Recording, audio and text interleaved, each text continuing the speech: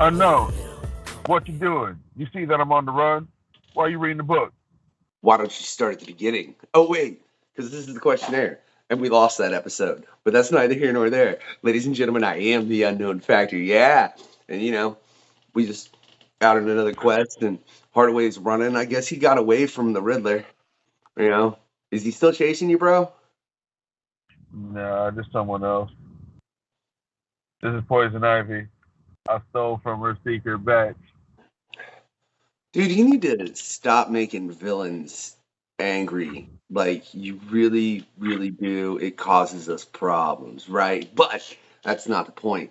The point tonight is a little bit of a war college, man. Maybe you need to go, as a matter of fact, Hardaway, so you could deal with these villains. Yeah, because we got Sean Hill in the house. How's it going? Thank you. Thank you so much for having me. Excellent, man. Thank you for coming on. I just got to say, I just recently finished issue 2 of this. Like, sitting down and reading it. Yes. It looks phenomenal, Sean. Thank you. Appreciate that. But before we actually started the show, you and I were talking a little bit. Because, that happens, gentlemen. That's why if you check out all the mini quests, there's some bits on there that aren't actually on any episodes. Some of them are from episodes, some of them aren't from episodes. It just depends on which mini quest you're watching. Yeah. But you said you feel like pretty much like art is a skill, not a talent. Yeah. Particularly drawing. Drawing is definitely a skill. At least in my experience. I had an experience when I was in college that made me rethink that a little bit. What was that experience? So when I was in college, like my favorite class was figure drawing. Like it was absolutely amazing. And being hugely into comic art and stuff like that growing up, trying to figure out how to draw a human figure was like, the go-to thing. Like I thought if I mastered that, like maybe one day, I could do it, even though I think at the time I was thinking about being a painter or something like that. But there was a figure drawing class that we were having weekly, and it was about 8 hours. But that school offered figure drawing classes to like just the general public, just for pay. I mean, we were paying too, but it's a bit different. But they were separate classes. They weren't for academics at all. So those classes got really full, and they really couldn't do any more, offer any more spaces for those classes anymore. So they started putting some of those students into our classes, into the academic classes, which were much longer and stuff like that. So there was a couple, older man, older woman, believe that for the most part, they said they were authors, they were writers. They'd never drawn before or anything like that. They just took an interest and they were just doing this for fun. And so at first, their work turned out like as you'd expect, like people just never drew before, not really getting things like basic design, basic shapes, not really understanding any of that just yet. Their drawings are really rough at first, but over time, like towards the end of the semester, this stuff started actually looking pretty good. It wasn't like professional quality or anything like that, but it was to the point. It was like they had moved to the point where some of the students were at the beginning of that semester, and there was discussion about it, about like whether or not if drawing in particular is a talent or if it's a skill that can be learned over time, and how much time would that really require. And we just decided it's going to be different for everybody. It really depends on how you understand what you're looking at and stuff like that. But the consensus is that drawing is mostly about just understanding what you're seeing and how you can interpret it on paper. And if you can teach yourself a way to do that, then you should be able to draw. Hardaway, blow your damn window up. What? Roll your damn window up. My window is up. Shut up. Um, but All right. for what? Hold on. You can't. Shush, please. Thank you. Love you. Um, so wouldn't you say at that point in time that drawing would be both a talent and a skill? Because at that point in time, there's some people, like you said, that don't have the talent, so they develop a skill. All right. Then there's people out there that are talented in drawing or painting or some form of art, and then they develop that talent with the skill. So, I guess what you say at that point in time, it would be both, and it just like you said, it does depend on the person, but Yeah.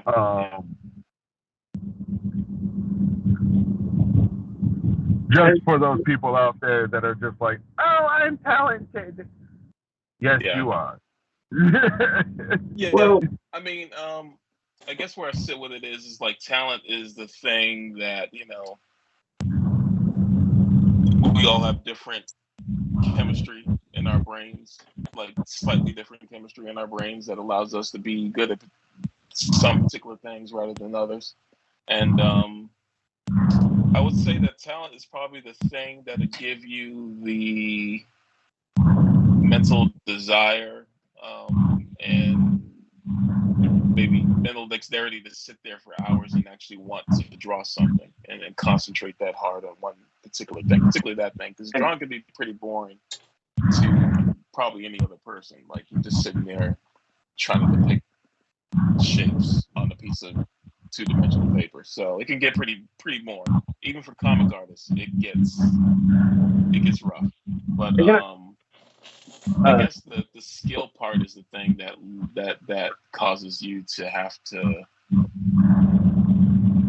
question your current decisions, get better at it, pick up more techniques, change techniques if you have to, that kind of thing.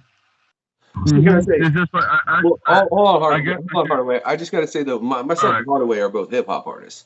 You know what I mean? And that's why I kind of feel like it is at least a little column A. It's a little column B. You know what I mean? There's an innate talent, but just because you're talented, it doesn't really necessarily equate to shit if you're not willing to work on that talent as a skill. You know what I mean? Yeah, And absolutely. I think that's what it is. So I think to truly become someone who's truly not perfect, as you said. I do love your words to live by. Progress is better than perfection. You can always have progress. You may never get perfection. But to that end, Yes. it's the effect of, taking that talent and making progress within it by developing the skill that is your talent. And I think Yeah. you never reach in any kind of form a higher level if you're not willing to do that. Like for people that just look at them like, oh, I'm just talented, and then you just don't practice. Well, then yeah, man, you're okay. Sure, you got a talent, Yeah. but yeah. So you can swallow a sword, bro. That's cool, right? Yeah. Can you swallow six? Did you practice? Yeah. Yeah. I think that's a It's lot of what that is.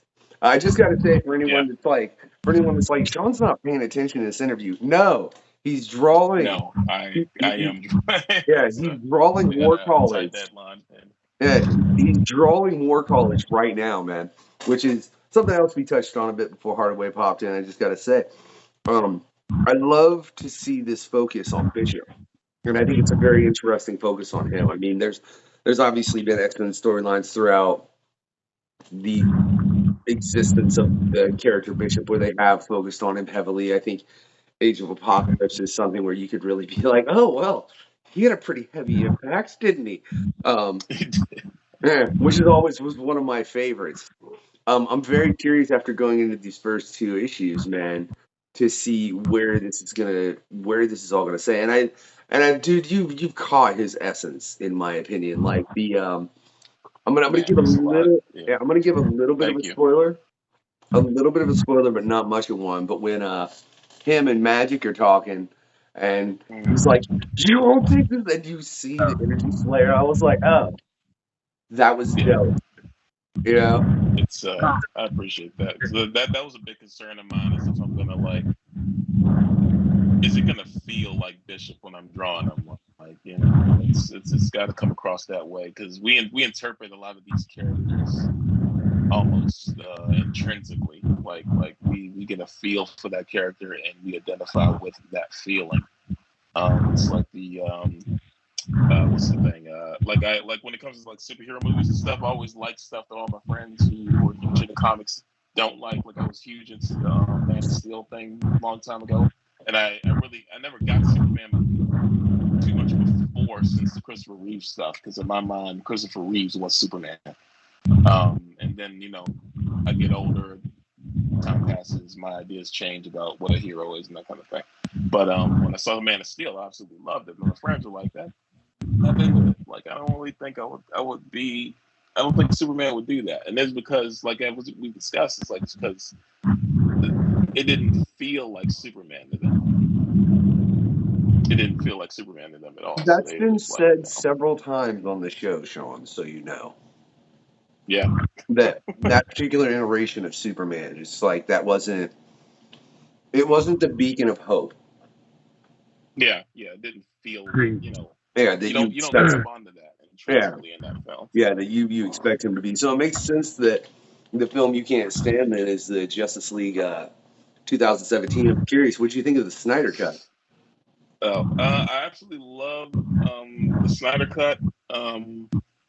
I thought it was taken like a lot more seriously, but 2017 film, man, I was like in that theater just literally cringing at stuff. I was just like, oh my god, like what are we doing now? And it felt broken. Like I'm a huge, like I really want to be kind of presented fully with with like the creator's vision for a story. And I wasn't like I'm not a diehard Zack Snyder fan. Like I didn't quite like his take on the Watchmen, but to be honest, that was gonna be a hard movie to make for anybody. But I like how seriously he took those characters, but even though they didn't necessarily feel the same way that they would in comics or in cartoons or across all the other media where we're familiar with them in. So I I was sitting there watching the 2017 movie, and I just felt like, man, this thing is just kind of like chopped together. Like ideas don't feel the same. Like it's like it literally felt like if you have to have a second director on the film, it should feel like there's a second director on the film. If you know what I mean? It's just like couldn't take Is it it seriously. bad that I haven't seen any of them? No, no, not at all. I No, no, look, hold I on, Sean, I just, hold I on, just don't Sean. I don't have what. It's bad that he hasn't seen any of them, Sean. He's a fucking co-host Yeah. on the show. No. I look, dude. For one, they don't even have like the proper people starting it off. They started adding in like all sorts of people, and I don't really care for Superman at all anyway. And I just look, man. The only person in the entire thing that I'm like, yay for is the Flash. You know what I'm saying? And I don't like their iteration of the Flash. So the CW all the way, baby. Yeah. That is the Flash to me in the '90s Flash. Like these are the Flash. But outside of that, you gotta go to the cartoon. So the movies never interested me. They just seemed a little goofy and out there for the characters and whatnot. So I'm just no. Look, Yeah. when they make an icon movie, which they're gonna fuck it No. up. But if they make an icon movie, then I'll be there. You know what I'm Yeah. saying? But Yeah. if they make uh an Jesus Christ an Overwatch That'd be nice. that'll be nice. But if they won't, and you know they won't, because that will make Superman look weak. You know what I'm saying? Mm. So they won't do that because No, Superman yeah, gotta be yeah, that yeah. big. Because you're right. I was thinking because it's the Authority that they're getting ready to do. Yeah, I think they are. Yeah. Yeah, yeah. Which It's the same I as don't know how like. they'll mix those stories together, but Yeah, I And kind of where's had the that question? opinion. See, that's my thing. If they're gonna start talking like, if you're gonna do a DC movie and the question's not involved, I don't care about it. Like they don't even have the Atom. I'm not even talking Captain Atom. I'm just talking about the Atom or the original Blue Beetle. Like I would, that's what I would watch. You know, a Blue Beetle yeah, movie. I'll be down for that. I think Or a question movie, but I'm not really. Well, let me so ask, far they're only doing the Jaime Reyes version. as the man currently drawing Bishop, or at least the biggest story being told in the X-Men universe with him, Sean, one, besides like really wanting to make sure you caught that character's persona, is there anything else that worried you? And two, I want to say Hold'em has written a great story so far as what I've read in the first two issues. I've highly enjoyed it. And two, what was your opinion of him in the films? Um, so I when Days of Future Past came out in theaters, like I close to dragged my wife to go see it. Like they're two storylines that are my favorite X Men storylines. It's God Loves a Man Kills, and then Days of Future Past. Those two storylines, like I like them more than the Phoenix Saga, even though objectively speaking, I think Phoenix Saga is told a little bit better. Um, it's so when we went to see it, I was excited to see Bishop. I just wish they had did more with him. I'm like, you gotta, and I wish like half the characters that were there just didn't die so easily. Um, I love Bishop, and it seemed like they wanted to do more with him, maybe, but just kind of flopped out. Like it was weird. It was weird. I wanted to see more of him. I really felt he could have been. Because if anything is, if an intrinsic part of who Bishop is that he's a survivor, like he will do what it takes to survive, and I just don't see him like doing all right at first, and then all of a sudden he's going to make a decision that's going to like wind up getting him killed. Like you can almost see it, like you can almost see it before it was about to happen. Like, oh, he's going to die at this part. It was just like if I could see it, I'm like Bishop would probably figure it out. So I don't know. I know the Sentinels were super awesome, and they were, copying powers and stuff like that, and I get it, but I just don't see him going out that way. Yeah, especially with who he is and what he's been through and all of that. I totally agree. Personally, I gotta say though, on the note of favorite X-Men storylines, man, I just want to see Age of Apocalypse adapted appropriately at some point, but I don't know how they would ever pull that off. And as far as it concerns to the Dark Phoenix saga, I would like to see them pull. At least they did Days of Future Past more justice than they ever have the Phoenix saga in film, man. Yeah, yeah. Which is sad. It's so sad because this is a really important thing, especially for like Jean Grey's character. For like, I would say Scott's character, but it's in a way they kind of panned him in those stories. He became even more reliant on Jean Grey's character. I was kind of happier um, when they divorced. So it gave you a chance to focus more on who Scott is without her. See, if you just take the X-Men Marvel movies as a universe of odd shit happening, Mm-hmm. all right, you're just like, okay, so this is the Marvel odd universe for X-Men, and then it'll be good. Like it'll be one of some of the best shit you've ever seen. But if you take it as a serious X-Men coming off the comics film, sad pandas, sad pandas all around, and Yeah. that's why I just look at those movies and go, you know what? This is that weird shit. Because if you look at like the Ultimate Universe, though it has some great characters, some of them characters are weird as shit. So it's just you take it as those are the writers of the guys that created that fucking multiverse. That number is just weird, and that's okay. You know I'm what I'm sorry. saying? I like tales from the weird crypts. You know, it don't have to be Personally, tales of the but, horror crypts all the time. It could be weird crypts. I can deal but with it. But Yeah. personally, Hardaway, I gotta say, I kind of gotta negate your point because I don't think there's a single comic book universe out there that doesn't have some just frankly kind of weird shit in it in some capacity. You know what I mean? I do want to say, if you've enjoyed the art you're seeing, because I know I got some images flashing some of the stuff that Sean's done for War College. You can go to his website, link in the descriptions, and you can straight buy that. But I am curious, man. What about like why the Isaiah Appreciate the Prince? plug. Oh Huh? shit.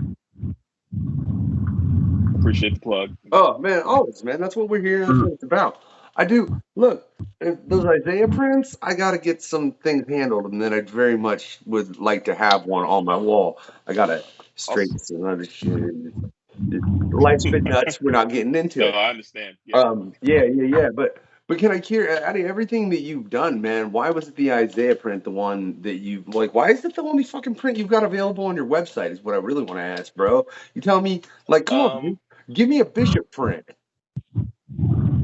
Well, I'm actually working on that. But Huh. Well, never mind. I'll shut up.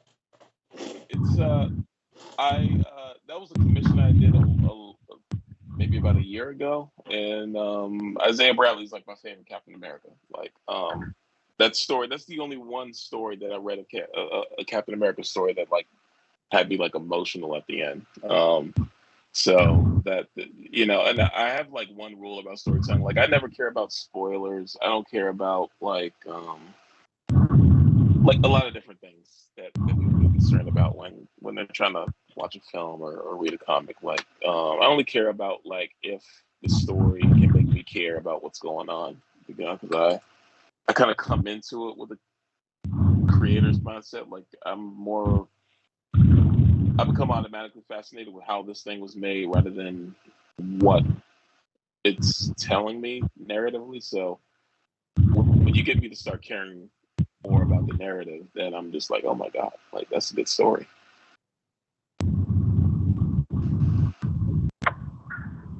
Heck yeah, heck yeah. So I got a question for you then. Sorry, hey, can I just Yes. point out for once I'm the one eating on this show and not Hardaway, which is kind of funny. I ain't like I just haven't yeah. I just haven't opened up my bag yet. But good sir, if you had a choice to choose between any composer or artist of the music world to compose or write the theme song to your life, who would it be? Oh man, just like a music artist. I mean, he's dead now. It's probably Johnny Cash. It's probably Johnny Cash. That's one of the It's more interesting answers I think we got. Can I say though to come back to your question there, man? I think it's funny that like you think the comic book movie that did the film The Worst Justice was The Watchmen, but you absolutely hate Justice League 2017. Why was Justice League not your answer there, man? I'm kind of curious because and look, that's the one that throws me off. Look, 'cause I've read Watchmen, I've watched the film, yeah, I've watched the TV series. yeah, I enjoyed them all. I understand Alan Moore when you put his work into film, he's like, "Fuck you guys." I'm sorry, yeah, Alan. I yeah. wish I'd love to have you on the show, but I'm definitely not going to discuss any of your shit that's been turned into film. We'll just talk about your comics, just so you know. Uh, but why do you think that's such a stickler? And especially Um, knowing that that's your most hated movie as far as Justice League.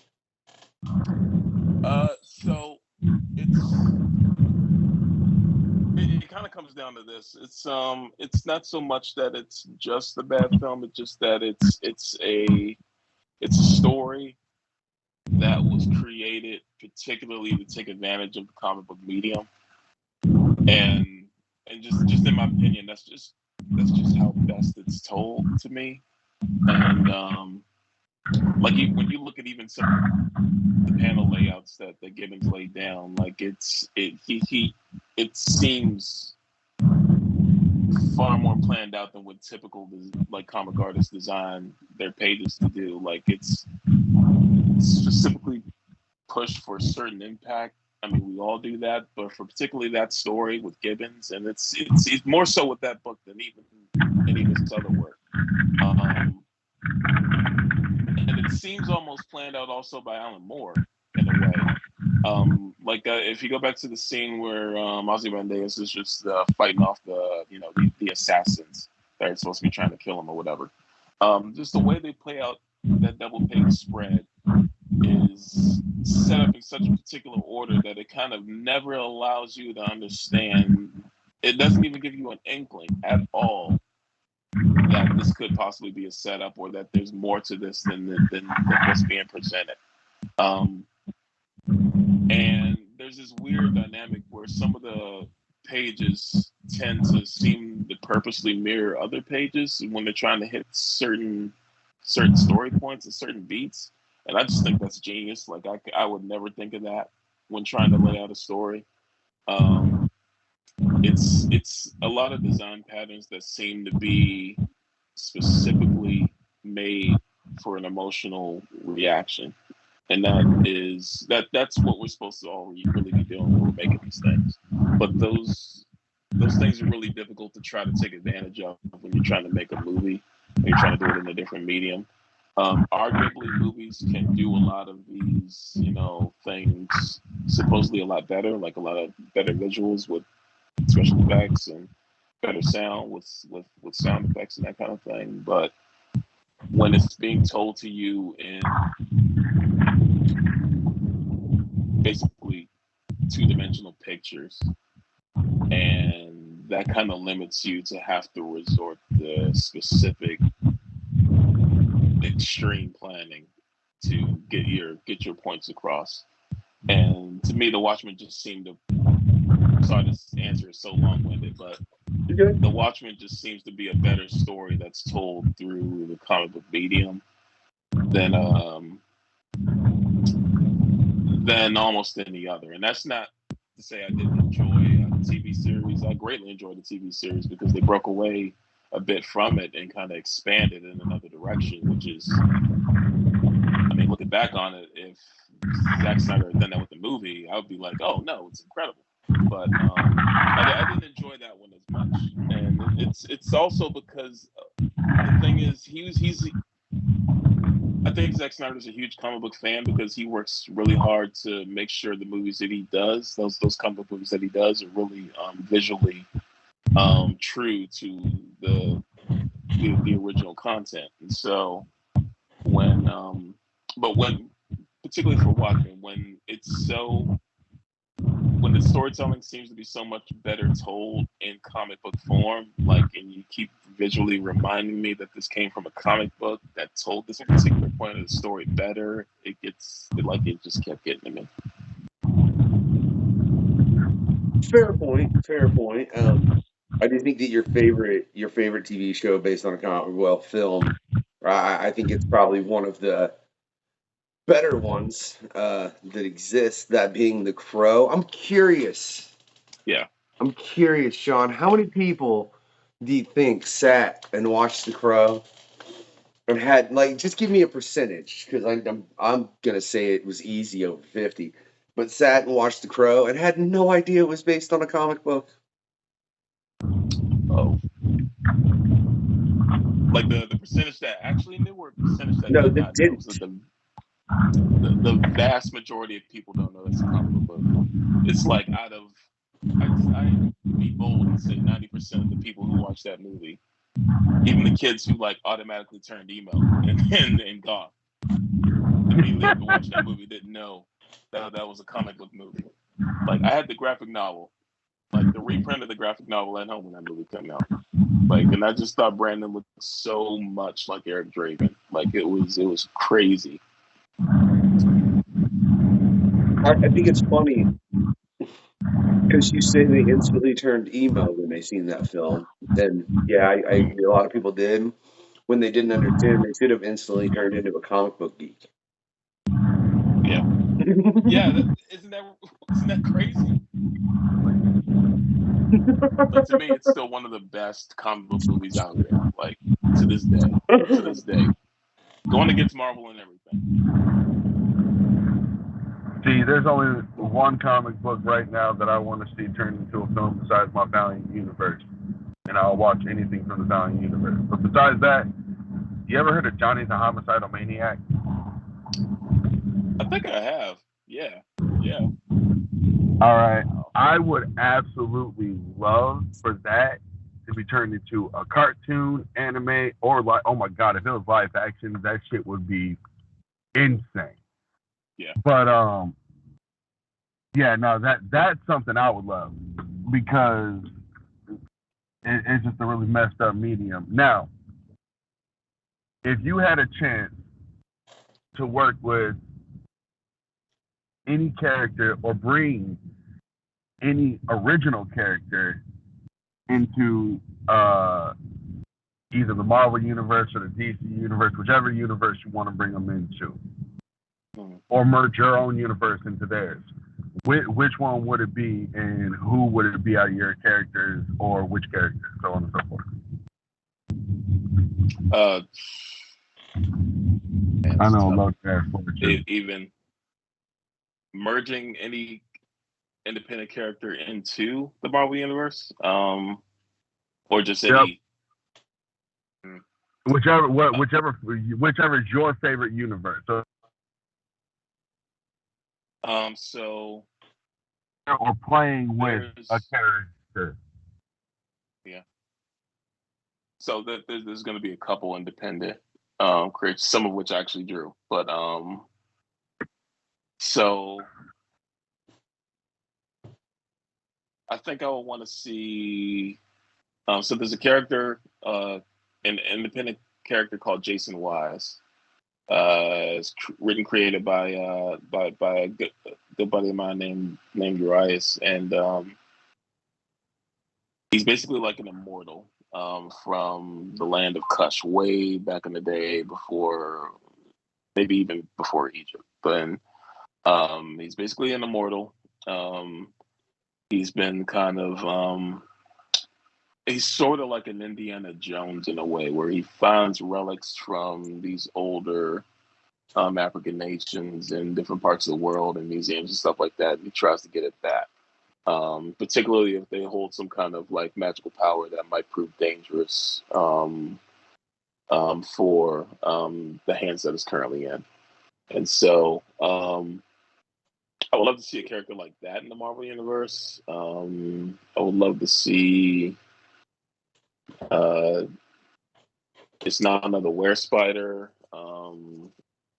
from Webway Comics. Is written by Greg Anderson, at least, and then that he's basically the son of an African deity, Anansi. I know who Anansi is. Yeah, and I would like to see that character as well, particularly interacting with like some of the Universal and forces in the Marvel universe, like Celestials and stuff like that. I would love to see that. Nice. Have you ever heard of Anansi Boys? I have. Yeah. Have you read it yet? Yeah. No, not yet. Dude, Neil Gaiman knocked that shit right out the park, bro. That is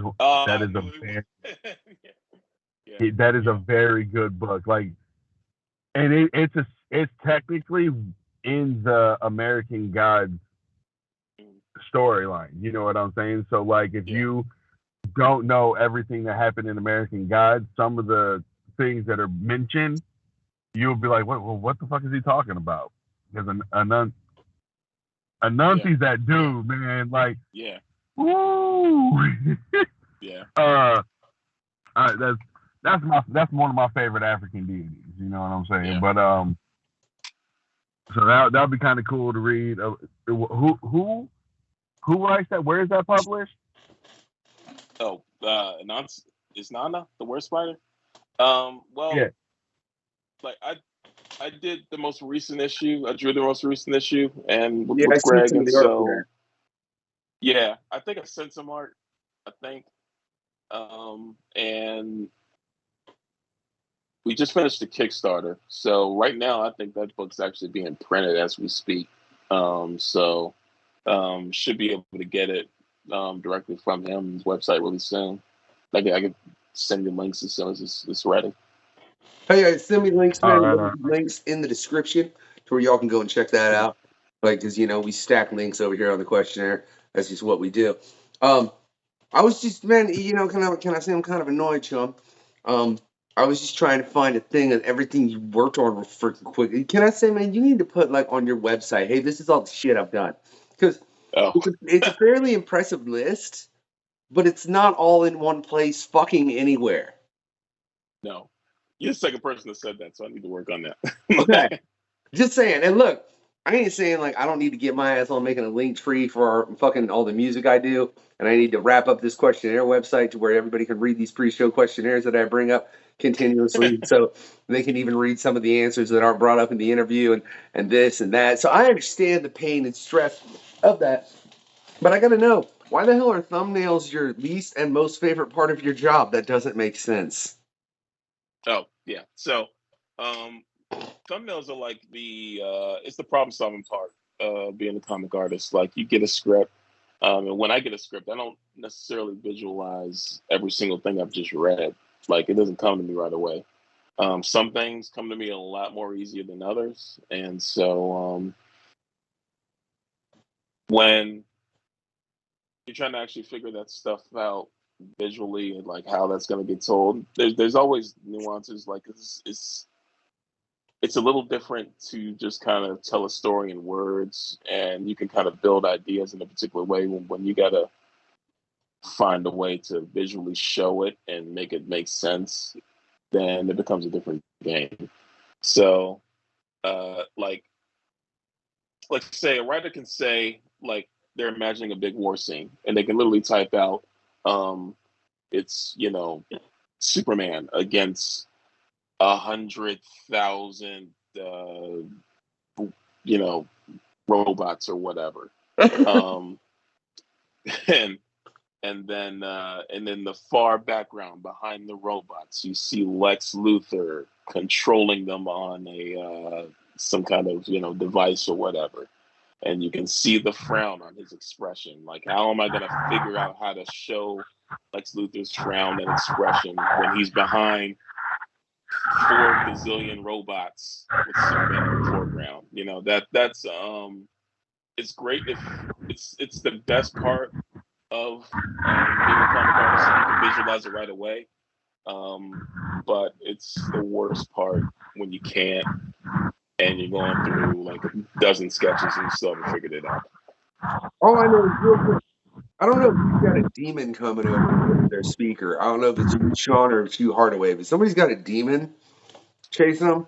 Maybe that's what's chasing you, Hardaway, but that's not a demon. Jesus, bro. Like, Is there a demon still? right. There you go. That's better. Yeah. I'm sorry. Damn demons. Fucking shit. Jesus Christ, man. Can They I ruin say, everything, right? oh my God. Oh my God, Sean. I love your least favorite character, though. Because I like the fact that it was ever selected on a questionnaire. It kind of surprises me, man. I never Okay. expected to see the Joker as someone's least favorite character. Yeah, it's Why? it's not because he's a bad villain. It's because he's overused. Like out of the whole gallery that Batman has, Batman has the most interesting rogues gallery in comics, like period. Like he has the most interesting. My Uh, favorite Batman I, villain is actually Ra's I al don't Ghul, but I don't know, man. I gotta say, Sean, I think he might tie with Spider-Man. yeah, yeah, But that's the only one. That's the only one. yeah, yeah. Spider-Man Spider-Man has a real bad. um, it's yeah. Maybe I should have thought about that more. Yeah, Yeah, but no. I mean, I think he's got it's a the fair estimate. but I think it's something that people honestly commonly think. yeah, but it's just that he's just used like every single time, and and I think we forget that a lot of these other villains can also be used to explore different parts of that character. Um, I sometimes liked it more when Catwoman was just as much of a villain as she was like a love interest. Now she's literally on the Batman team, and like whenever I read her, I'm just like I feel like I know what kind of decisions she's going to make and what direction she's going to go. I shouldn't feel like that for Catwoman. I should feel like I don't know, and I always have to wonder, and I have to keep on my toes. And Bruce Wayne should feel the same way, even if he is in love with her. Now, have you read any of the Batman Joker by Mark? Mm-hmm. Really, Mm-hmm. I haven't read it personally. I'm waiting for the graphic novel. I've read a couple Yeah. things here and there as far as how they're handling it. And I mean, Mark's writing and drawing it, and Mark does what Mark does, of image. Yeah. It like the art I've seen is freaking phenomenal, which is not, yeah, it's not surprising. And what I've heard about the story is very intriguing because I know at one point he even gives the Joker his own Batman costume, like his own bat suit. Yeah. Yeah. So I think it's at least Well, I'm glad interesting. somebody's saying that. Yeah. Yeah, They're they've done using something at like least that. visually making them reflect Batman. So But let me ask you this though, right? Because I gotta ask this question. Shit, I ain't asked this question in a while because I don't feel like I've had the proper opportunity. You think Batman's sane? uh no. No.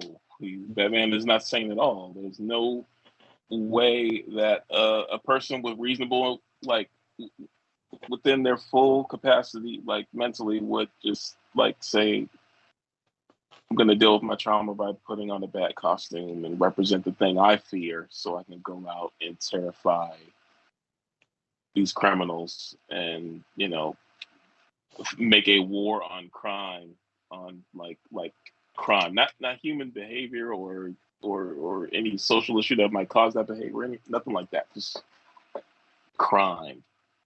Like that does not seem like a sane person. Like I'm sure, and don't get me wrong. I mean, I think he's managing his mental illness as best he can.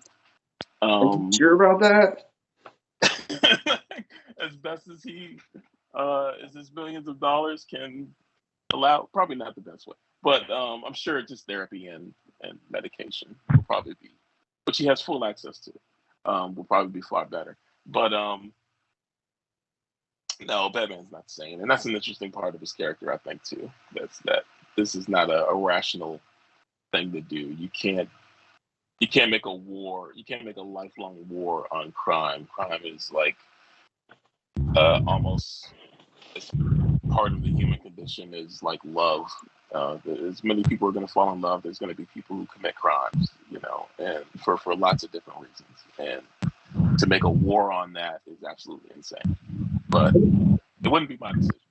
Let's cut back to a particular war card. Hold on. Oh, Okay. Yeah. No, because that's going to lead into some crazy topics. Crazy topics. And we are here for comics, not crazy topics. Because I don't want to play devil's advocate. that's fine. I was segueing right back into some comic book crazy talk, man. Just hold on, right? Because as I said, on another particular war college, I'm curious. What do you think of Bishop's mental state? I do not think Bishop would be. I think overall he's a traumatized individual, and I think he's just been taught to make it work for him. I don't think like when you're trying to teach kids how to survive and how to fight. Usually, you know, you want to start off with just some basic things like how do you properly throw a punch, not fight each other again and again, over and over until failure. That's it's he's super hard on those kids at the beginning of the story, and it takes some pushback and some readjusting for him to be able to change his outlook a bit. So yeah, no, I won't say that he's as far gone as maybe Batman, but he's definitely traumatized. He's definitely working through some issues. I just think he's probably growing up in an environment where he's kind of even forced to be more objective about his own mental state and kind of use that as an advantage in trying to survive. Yeah, and can I say, man, look, and I'm probably somebody's gonna be like, dude, you're a dick for what I'm about to say, but I'm gonna say it anyways, right? Right? Batman had his parents killed in front of him. Sure. Yeah. That's terrible. Okay? Bishop had how many people that he loved and cared for killed around him before he ended up in the actual 616 universe, Like, it was way more than just his parents. It was like his whole family, his best friends, everybody. Anyone he just knew. like people Cared around him anything just getting about. smoked. His sister got smoked in front of him at one point. Like, Yeah. I mean, it's and still he's not as fucked up as Batman. So I think and It's weird, isn't it? well, yeah, especially No, knowing see, that Bruce Wayne is a look, fucking billionaire and could afford every bit of therapy he ever needed. Bishop Yeah. was stuck in a reality where it was like, shut up, that's the we're thing gonna that punch y'all you. fail to realize is that Batman did have therapy. He did go through all of that. Like if you read Batman, Batman will tell you flat out, yeah, I did all that shit. But here's the thing. It didn't work. Hold on, no, because okay, so this is what I hear. All right, what I hear is that it's okay for a group of poorly trained but heavily armed individuals to serve and protect and fight a war against crime. But a nigga that is a dude who is completely and highly trained, well armed, and more disciplined than the Green Lantern Corps itself. The entirety of the Green Lantern Corps is not as disciplined as Batman. All right, it's bad for him. He needs pills. But hold on. But an entire corrupt force is okay to run around, and that's from Metropolis all the way to Gotham. All right, a crap ass, poorly trained force, and this is even in real life. All right, we got a crap ass, poorly trained force all across the nation. You know what I'm saying? It's okay for them to run around heavily armed, but a dude who is so trained and so disciplined that he can fight superpower beings without killing them. People shooting them without killing them and still making the law take care of them. You know what I'm saying? Like, look, the police couldn't get them. They tried. Yeah. They failed. So I went after them. I got them for you and I packaged them up for you. Hold on. That dude's crazy. But the police force that ain't got no training, no knowledge, they dumb as all hell, comparatively. You know what I'm saying? Running into a building, going pop, pop, pop, pop, pop, pop, pop, shooting at kids and stuff like that. Don't care if they shoot the little girl Susie down the street on accident because, straight bullets, gangster this, gangster that. We just lost all Trump. Anybody that supported Trump that watched this show, we just lost them as supporters. I just want to point that shit out. Right? All right, Hardaway, that's no. Like you said that was some dumb shit too. Because here's the best part about it: every liberal and Democrat running around in this thing say the same thing. They're like, We don't want the cops to be so well armed. But when shit pops off and things hit the fan, what do? They need to call somebody with a gun to come and save them from the trouble that they got themselves into or just happened to fall upon. So Whatever. darn, darn, darn, darn, darn. All I know is when you initially were making that point, when you very first started it, I thought you were comparing Batman to what Bishop is currently doing with the Young X-Men, and I was like, but then you took it to reality and made it so much more terrible, and I was like, oh, I was gonna be like, you're wrong, and then you turned it to the police, and I was like, shit, you're right. Um, let's Got so No, much darker. you yeah. cannot really compare. He went down a You, very you can't, dark path, Sean. What the shit? no, no, you can't compare Batman and Bishop. All right, for one, Batman has gone through some shit, but he put himself in that path. All right, Bishop was forced into some really bad situations that he had to survive and deal with. And to me, did he do that like all the right choices? No. But is the man perfect? No. That's the best part about him. He made mistakes, but he All right, survived and learned from those mistakes.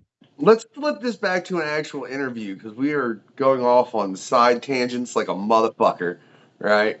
Go figure. It's what we do. It is a quest, right? But I got a question. Like, Yeah, I mean, it happens. We're all a little over here on this side of things, right? We ain't gonna lie. So, but I got a question for you, Sean, man. We were talking. Yes. The harder way I asked you earlier, as far as like crossing over characters. I'm curious. Is there a character that you want to draw a story for that you haven't gotten a chance to put a pen to? Like, is there somebody? Because I know Batman Hush is your favorite storyline. Like, is there? And in that, would you rather get a chance to draw like some large event featuring a character? Or is they're just really a character where you're like, I want to draw his book. Oh, honestly, I've always wanted to draw like a Blue Marvel book. Um, I've always thought that character was really interesting. I would say I would love to also draw an Isaiah Bradley book. Only thing is that story is kind of like a beginning and it has a strong bookend. Like any revamp of that would feel like I'm just, we're just playing around in the field a bit, not really doing what that original story did. Yeah. It would be fun though, but but yeah, I would love to do a Blue Marvel story. Would you? So, what do you prefer? I mean, because you've worked on several different levels of things. Do you prefer? I mean, I have to. I feel like I'm putting you in a corner when I ask you this question. Like, dude, you're gonna make it to where they don't book my ass no more, asshole. Um, but do you prefer working like more directly with the creator, where you're doing it more on a independent scale, or do you find more gratification when you get to like play in like one of the bigger universes? Mm. Um, so when you're doing indie books, there is a level of creativity that you can tap into that you might not be able to do so necessarily for like DC and Marvel all the time, or at least it'll be a little bit harder to do so because there's you're often given characters that have a history already, and like I'm not one of those artists that takes themselves too seriously. Like I believe, like when you get the opportunity to work on one of those characters from DC and Marvel, there's like some of the history there just kind of has to be respected because there's people who built a long relationship with these characters. So I just think that has to be respected to a degree, and it would be, I don't know, I would feel bad personally, like if I had like completely revamped the character that someone had like a strong long history with. Really, I really wouldn't want to be that guy. Um, so I don't know. I don't know if it's necessarily better. It's just different. It's just different. And there is a streak of intimidation that would come when you're working on a character with history. Um, like because their characters like I did a few with like a issue and a half or maybe a couple issues, couple stories for DC Comics, Mouse Comics, Blood Syndicate, and when I first got into that, they brought me in on issue 4, and I was I'm drawing behind Chris Cross, and he's like the original artist of Blood Syndicate, and I'm like I was terrified.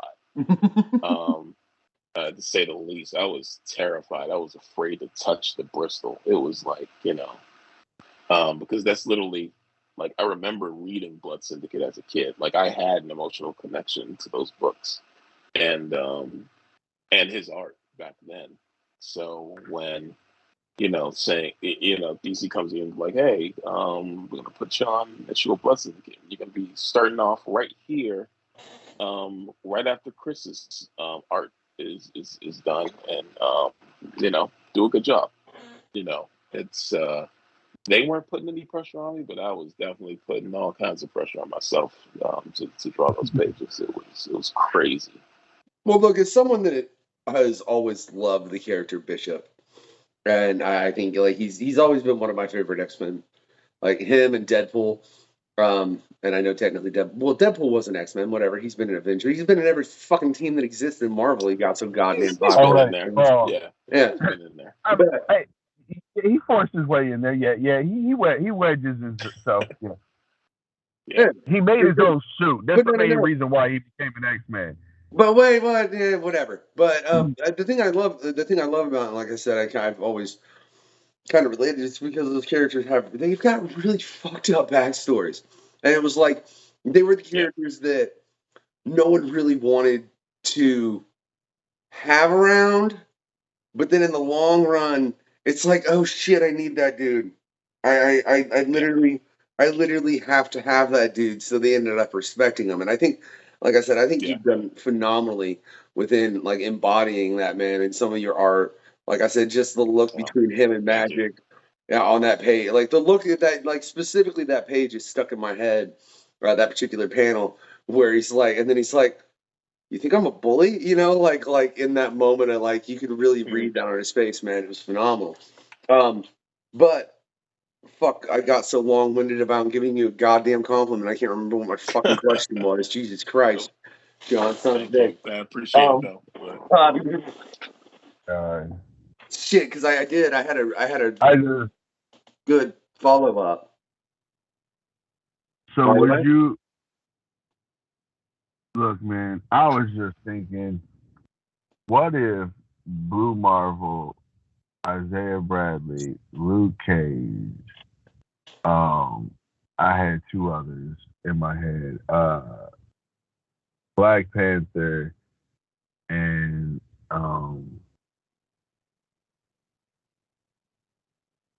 I had another one, Blade.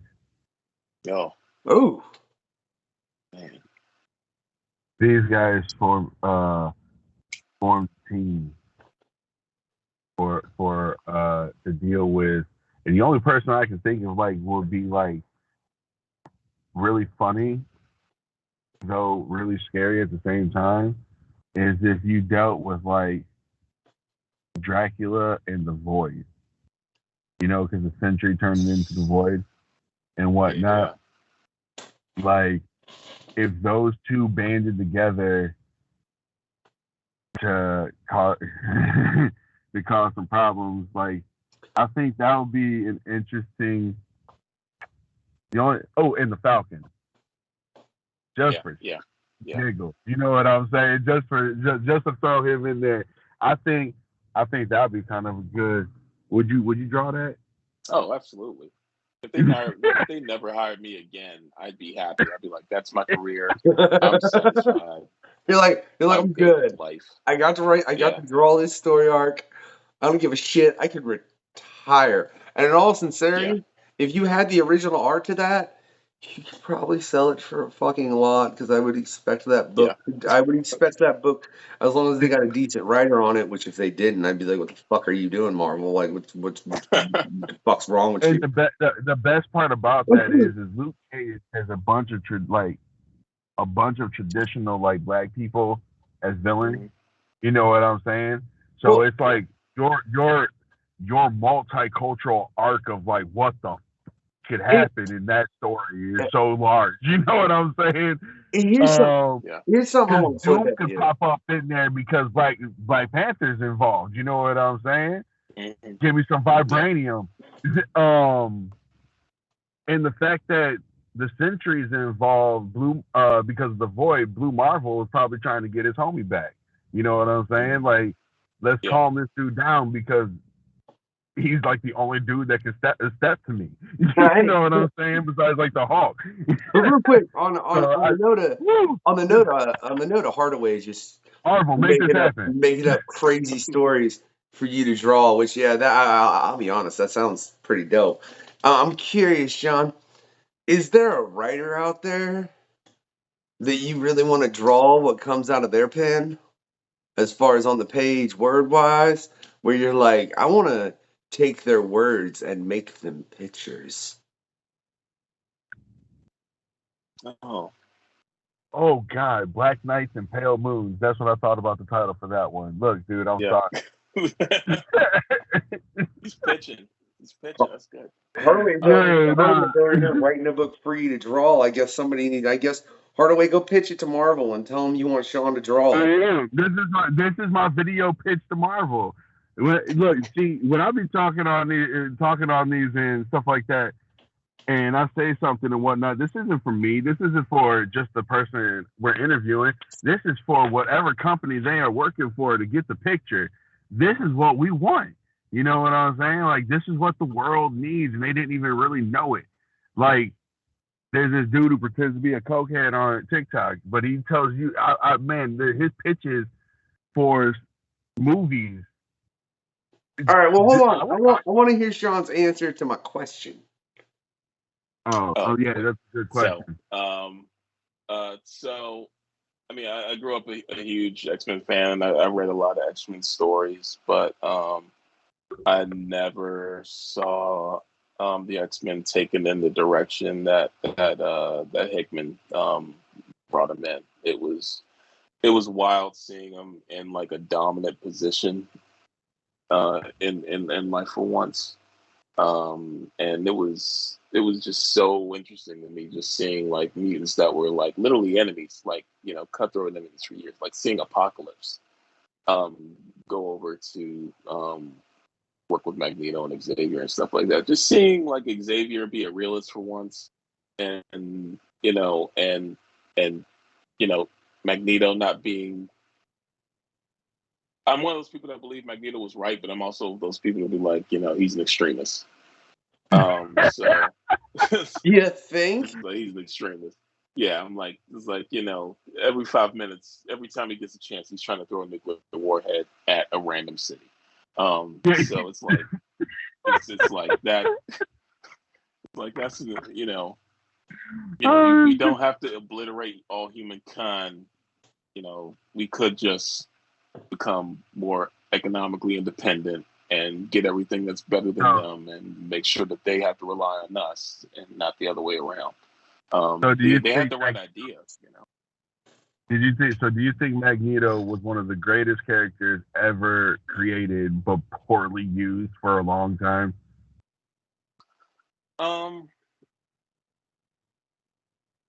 don't. I'm not saying every story was bad, mind you. That's not what I'm getting at. I'm getting at the fact that, like you said, every 5 minutes the man was trying to throw a warhead at a random city.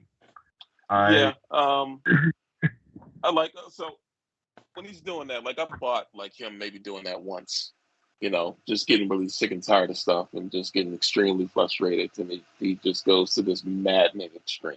But when he's doing it like a couple times and they're putting him on trial for it and stuff like that, it's just like, oh, okay, let's calm down. Like, this isn't an extremist. This is a person that's mentally ill. He's insane.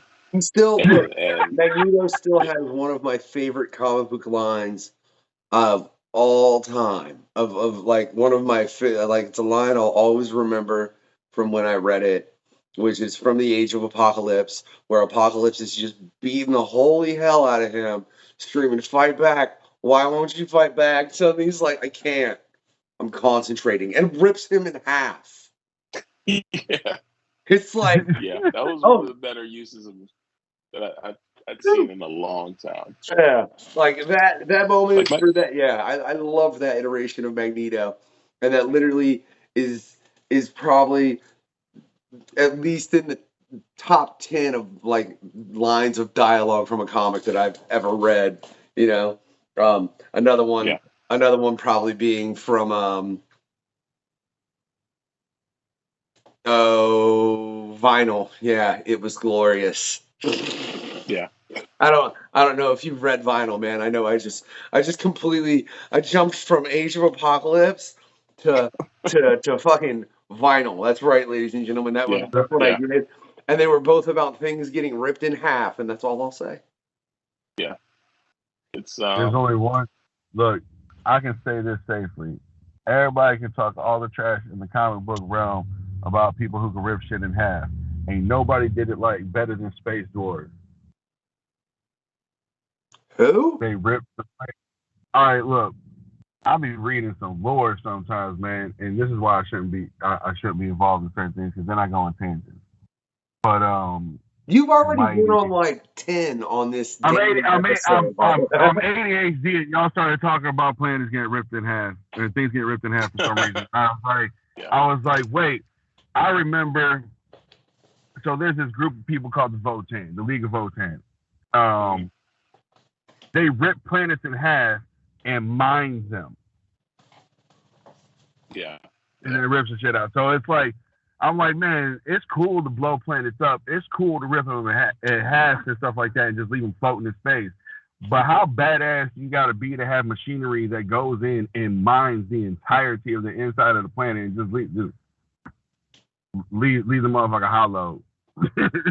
That's pretty hard. But hey, yeah. man, I just gotta say, It's a terrifying thing to look at. John, first, it's been a pleasure, man, and I am thoroughly enjoying Bishop War College. I'm enjoying your art on. I think you've done great justice Mm-hmm. to that character, and again, that's coming from somebody who I've loved the character of Ben. Like shit, if I could get into my toy collection and I had all my shit properly out, we won't get in, but like I've probably got 6, 7, 8 different figures of Bishop. You know what I mean? From Oh just man, I like appreciate that. That's yeah, yeah, dude. I've loved it. Him and Deadpool are, like I said, literally my two favorite X-Men. Period. I want to know, man. You've got 3 issues left to drop. No, issue 3 is not dropped. I only know that because we just did this month yeah, in comics, right? So yeah, it's yeah. yeah. By the time this episode of the Quest drops, issue 3 might be out, or it'll be coming out in like a week or two. It'll be real fucking close. Yeah, You yeah, know, yeah, pretty close. it'll be real close as far as when this drops. I'm curious, man. Well, you got anything else on your board right now as far as like what's the next big thing for Sean Hill after you wrap up this war Um, college? man, I got a cover to do for DC, and I got a or a cover to finish rather. Um, I have a lot of indie work done, so I'm working with. I've been working with writer David Walker for a book series called The Hated. It's basically a western that takes place in an else world that has the Civil War ending in a truce rather than the North winning. So issue 1 has been out for a while, and people have been asking about issue 2 for a long time. So I'm literally in the middle of issue 2. Well, actually, I guess it's past the middle point right now. But yeah, I'm working on that, and that I'm penciling and inking, and that's going to be. It's incredibly fun to draw, but I am a lot more detailed than that because I have control of the inking and stuff like that. So it does take me longer to finish pages. But he's been patient. He's been like an angel, like saint to me for this book. So I can't wait to get that done. Hell yeah, man. All I right. got I got one more thing I want to ask, Sean, because you obviously Yes. have been a comic book fan for a long time, right? Yeah. I was Right. indoctrinated by my family. Yeah. I mean, you're talking about Claremont and such, so it's obviously been a while. And we recently just had a pan con with Eric Schultz, Doug Wagner, Stephen Grant, and Tom. Man, I'm not even saying Tom's last name. He's been an editor over at Marvel like 30 years, and I just love to dick up his last name. And I don't want to do it to him on this particular episode of the questionnaire. I just know I do it a lot. But I love you, Tom. Know that. All right. I hope y'all have checked out that pan con. I'm actually going to be going back to editing it, just like Sean's going to be going back to drawing Bishop War College right when we wrap this episode up. So, all those things can get dropped. But the topic was, have comics become too dark over time, man? I'm just curious of your initial opinion on that statement. Comics become too dark.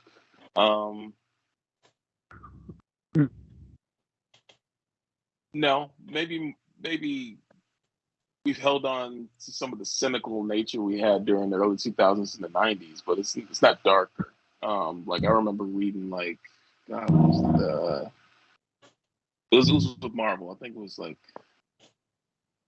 they were literally trying to plot out. It was really hard to read that book. But David Finch was the artist. I can't remember who the writer was. I think Wait, it was what Mark book? Millar. I can't remember. It was for the Ultimate Universe. It was when they were kind of ending it, and it was drawn by David Finch, and it was written by Mark Millar. Oh, Um, fucking the one where they introduced Galactus? so the Oh, biggest part that I remember is when they had the Blob cannibalizing, I think, Wasp. Like he literally ate her. yeah. Like Yeah, he's he he's did either. literally like that's as dark as I've seen it. That's pretty dark. You haven't read Plush, have you? No, Okay. it's Okay. pretty bad. Look, Oh, shout out to Doug Wagner. yeah. I love Doug Wagner. He's taken to making cannibalistic furries. Like I said, we talked about this on the last episode. It's well, what? I said Yeah, yeah, cannibalistic yeah, furries. yeah. See, you look.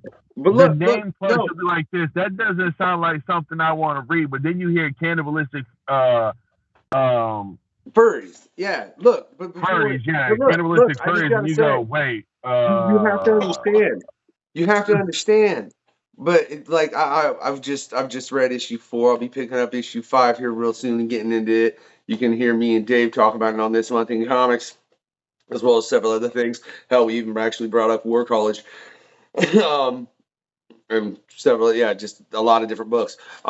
But it's by issue 4, man. Look, I'm like cheering for these cannibalistic furries. Like, yeah, fuck these redneck ass bullshit fucking townspeople and cops and fucking bunch of dickhead ass fucking backwood motherfuckers. These cannibalistic furries need to go eat their faces. All right, and I'm fully down with these cannibalistic furries eating their faces. I so hope Doug takes this how I hope he takes this, but at the same time, I've read plush and I've read vinyl and I've read plastic, and Doug has a tendency to give a twist ending that's not what you want, but it's so good.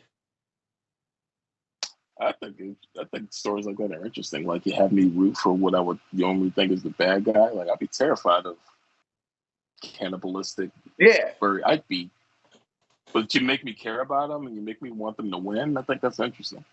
it's well then yeah, I will say, dude, that's why plastic was amazing. yeah, I highly Like, recommend. Do you know Doug Wagner, Sean? Well, I mean, No, not know him, but do you know no, of him? I should say. I know of him. I haven't read that much of his work though. Yeah, I highly recommend plastic, vinyl, and plush. The Eye of Odin I haven't picked up yet. I'm waiting for the graphic novel to drop. Uh, Yeah. I highly recommend plastic, vinyl, and plush. Man, they're all all very, three. That's a serial killer art. yeah, Like Yeah. for a writer, that's a serial killer art. yeah. And when I say you, like you will most likely root for every last one of them Shit. to get Look, their job done. I said I only had one. I said that was my last question.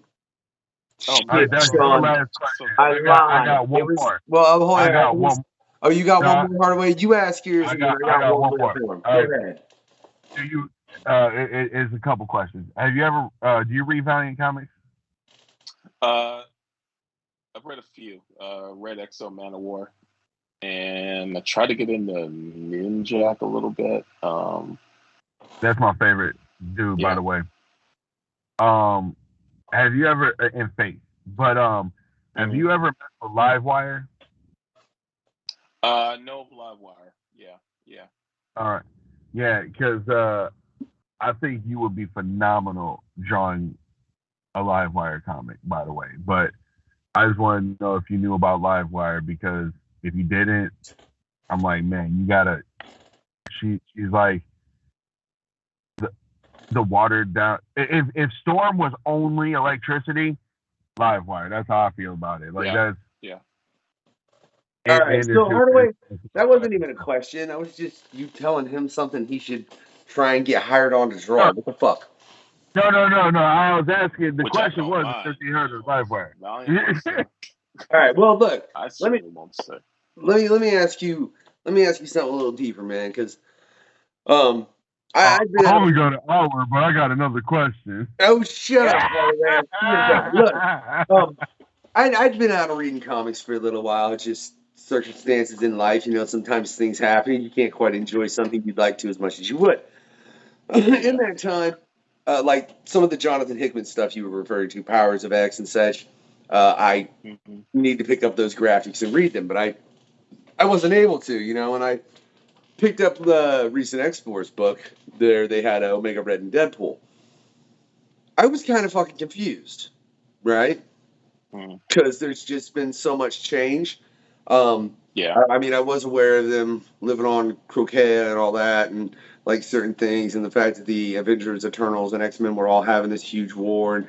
But there was a lot of shit where I was like, why the fuck does Domino have this fucking arm that's like, what's going on here? And just certain things. But I will say, I think in Bishop War College, um, you've you've got a good point where people can pick it up Mm-hmm. and not have to know everything. Yeah. You know what I mean? Like Would. it's not necessary for you to know the entirety of what's going on in the X-Men universe with and you be able to enjoy this comic. Which I think Yeah. a lot of the X-Men comics, that's not the case. So I'm just curious, what's your opinion as far as do you think it has become too difficult to jump into comics, especially the big two, Mm-hmm. just based on the legacy that they both have? It's I I think readers aren't jumping like I think a reader would be slow to jump into current books like that, but not because they're just too interconnected. Because it's like they'll use other ways to try to catch up. They'll watch like YouTube videos or something like that, and look at reviews and stuff like that to see if they can catch up. It's the it's kind of like the thing where when you're telling a lot of interconnected stories, you you find yourself like really you create this huge network of interlocking stories, and the people who are reading them every single month are hugely invested. They're hugely into it. But when you're looking at an outside reader or potential reader, it's just kind of a question of like it's because that they're not as invested that they have no real emotional like pull to kind of want to pick up that book and start. So we kind of like if you want somebody to read to pick up a new X book, we kind of have to find like something that's gonna hit the reader emotionally to try to draw them in and give the book a chance. And that I think a lot of creators are doing that right now, but it is a thing that's hard to do, Well, I just got to say, especially if it's so yeah, interconnected. congratulations I to want you to and say something Holman. controversial. Yeah, Fuck. well, congratulations to you and Holman because the only X book, like I picked up that X Force, I did it exclusively because it was Omega Red and Deadpool, and I was like, that should be funny. I'm picking up the current Deadpool series because like I said, I love Deadpool. And then, yeah, man, like I picked up this Bishop series, and I picked it up because, hey, well, shit, I should at least, grab issue 1 because I'm having Sean on. And then I grabbed it and I kind of thumbed through it at the store, and I was like, oh, fuck, man, just give me issue 2 too, Dave. And now it's on my pull list. But as you know, my dumbass, when I initially went to read it, literally started on let's just show this panel off, because apparently it's a panel even Marvel likes to show off, from what she said. All right, so let's just show this panel off. This one right here. Oh yeah. All right. Got a lot of love and a lot of heat. Yeah, I opened to this page, and my brain went, I don't think this is issue 1. Oh, this isn't issue 1. I need to grab issue 1, son of a bitch. So yeah, because I was like, I don't feel like they would start the story where this story is starting, and if they did, I'm gonna be slightly annoyed. But then after reading issue 1 and issue 2, I was like, I was very, very happy with like the book that I'd read, man. So you've created an X-Men book that I was able to jump into after not reading any X-Men books for, God, at least 6 years. Oh wow! Man, I brought you back into it. That's humbling. Yeah. I mean, so it's humbling. Yeah, I mean, I know there's, after this discussion too, I know I need to get some of the Hickman works. I'm going to be picking those up in graphics. It's just, you ever just want more of an infinite source of income? Man, I mean, don't we all? Yeah. All right, it has been a pleasure, for real. And Unknown needs to go to the restroom, and I need to go to bed. Well, no, hey, Hardaway. Firstly, I thought you had one more question. If you don't, ladies and gentlemen, that's fine, because this has been the questionnaire, yeah? With Sean Hill, man. Go check out that Bishop War College, right? But I want to let you know, if you've enjoyed this interview, right, what I want you to do, and man, I hope I'm about to fucking not mispronounce the fuck out of this, but send the Umbaka. Did I fucking fuck that up, bro? Oh. Like the Makua. Yeah. The Makua, okay. Send the Makua. Yeah, send the Makua to Sean, which is a dope load of really, really, really good breakfast food. Yeah. And some Silverhawks, right? All right. Now, before I get to the second part, Dave Bautista, bro, really, I will say he's become one hell of an actor from being a pro wrestler. Yes. We ain't going into that anymore, right? We ain't even explaining why the hell I just said it, right? But if you haven't enjoyed this interview, for a hometown guy. So. Oh, okay. But if you haven't enjoyed this interview, right, what I want you to do is send Sean a Skibwalker that's sap green, smelling like Southern chitlins. Yeah? It'll make his fucking day, right? Do me a favor. Like, subscribe. Give that thumbs up, and make sure you check out all the links in the description.